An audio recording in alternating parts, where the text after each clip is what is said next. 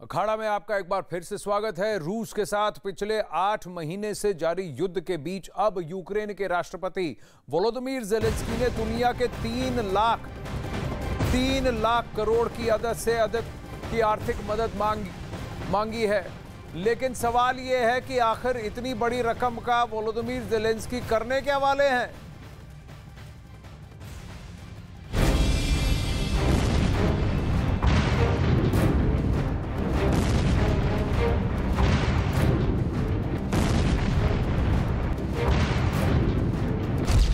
Zelensky को चाहिए 3 लाख करोड़।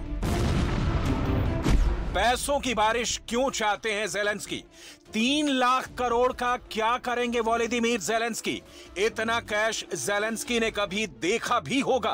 3 लाख करोड़ से क्या ज़ेलेंस्की हथियार खरीदेंगे या कुछ और करेंगे?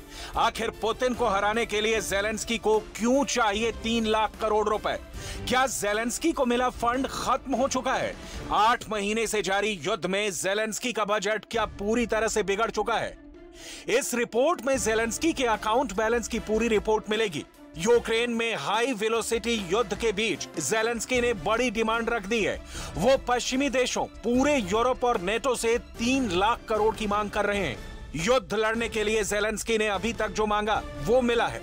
रूस से टक्कर लेने के लिए अमेरिका और नेटो ने ज़ेलेंस्की की हर ख्वाहिश पूरी की है।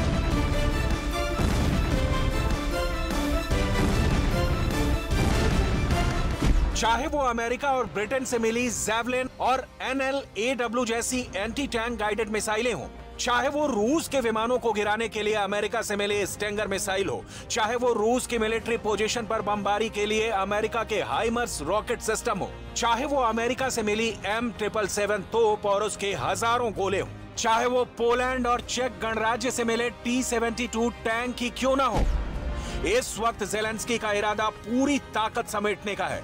रूस की पोजीशन को लगातार अटैक करने का उनका काम जारी है। डॉनबास में उनकी फोर्स ने फाइट बैक वाली रणनीति पर तेजी से काम किया है और यही वजह है कि पुतिन को कुछ मोर्चों पर जबरदस्त झटका लगा है। इस वक्त युद्ध में रूस को हराने के लिए ज़ेलेंस्की को जो भी चाहिए वो उसे अपनी पहुंच में चाहते हैं। ऐसे में इस वक्त सबसे बड़ा सवाल है कि रूस की फौज पर लगातार गोले बरसाने, उसके हेलीकॉप्टर गिराने और रूस के ड्रोन को उड़ाने के बाद इस वक्त ज़ेलेंस्की का गोदाम कितना भरा है, कितना खाली है और 3 लाख करोड़ से वो क्या क्या करना चाहते हैं।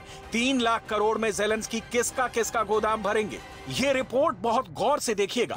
पुतिन ने ज़ेलेंस्की की मोर्चाबंदी तोड़ने के लिए 24 घंटे के अंदर ही 2 बड़े शहरों मिकोलाइव और निकोलाइव में जबरदस्त बमबारी की है।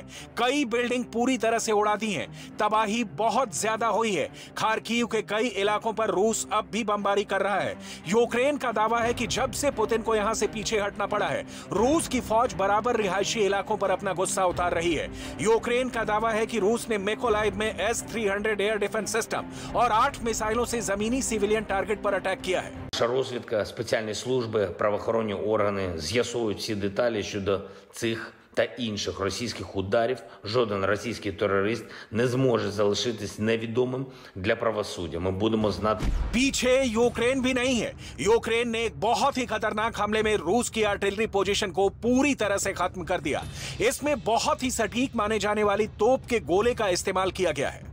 यूक्रेन का तुंगुश्का एयर डिफेंस सिस्टम रूस के विमानों को निशाना बना रहा है। वो कम ऊंचाई पर उड़ रहे रूस के हेलीकॉप्टर को टारगेट कर रहा है और साथ में रूस के ड्रोन हमलों पर भी उसकी नजर बनी हुई है। यूक्रेन के डिफेंस मिनिस्ट्री ने दावा किया है कि उसने रूस के 4 अटैक हेलीकॉप्टर 18 मिनट के अंदर मार गिराए। यूक्रेन ने उस इलाके का जिक्र तो नहीं किया जहां उसके एयर डिफेंस सिस्टम ने यह कमाल करके दिखाया, लेकिन अगर यह खबर सही है तो रूस को फिक्र करनी पड़ेगी। इस वक्त कमो 52 हेलीकॉप्टर से रूस की सेना यूक्रेन की कई पोजीशन पर बमबारी कर रही है।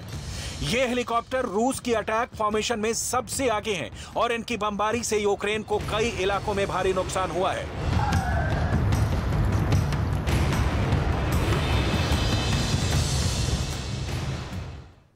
साइऑप्स और काउंटर साइऑप्स यानी कि साइकोलॉजिकल वॉरफेयर का ये खेल वीडियो ये चलता रहेगा, लेकिन आधे से ज्यादा बर्बाद हो चुका यूक्रेन 3 लाख करोड़ रुपए का क्या करने वाला है?